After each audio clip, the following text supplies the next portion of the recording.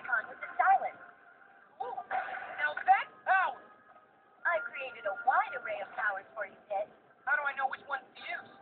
You can equip powers with prepping for battle, so try out different configurations. However, you'll have to take into account a power piece's size and shape. Huh? Cool. Looks like all that Dr. Mario's about to pay off. Arrange the power pieces as you like, then tap autofill, and I'll fill in the gaps for you. Once you're in a level, you can select and use powers with the plus control pad. So I'll press left or right on the plus control pad to choose power.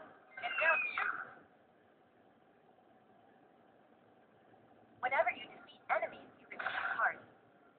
And I can redeem the hearts with you for weapons, right? Hey, I guess hearts are a lot like money. Well, they both make the world go round. That was love. Anyway, you're probably wondering how you can get even more hearts. Oh my gosh, that's exactly what I was wondering. And you want me to tell you. 2 for 2. Before a battle, add hearts to the Fiend's Cauldron to increase the battle's intensity. Of course, this will make enemies much harder to handle. I don't get it. Why would I spend hearts to make battles harder? Because with greater challenge comes greater reward. You won't earn many hearts if you always play it safe. It's a good life lesson, too. The higher you raise the intensity, the more hearts you can earn. And that's not all. You'll also earn better weapons on higher intensity. What a dilemma.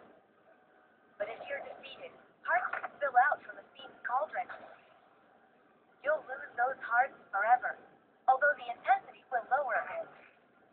Oh, I see. So I should try to strike a balance. The more hearts left in the cauldron, the stronger the weapons you've acquired will be. So to get stronger weapons, I have to spend more hearts and avoid spilling them. Of course, you can always lower a capture's intensity if you're having trouble.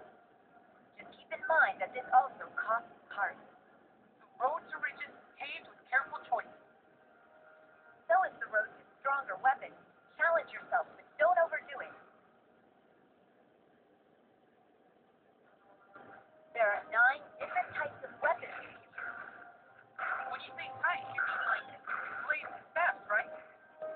Exactly, but even within a given type, there's a huge variety of weapons. So many ways to beat down enemies. Beautiful. Also, 2 versions of the same weapon will often have different properties. How is that possible?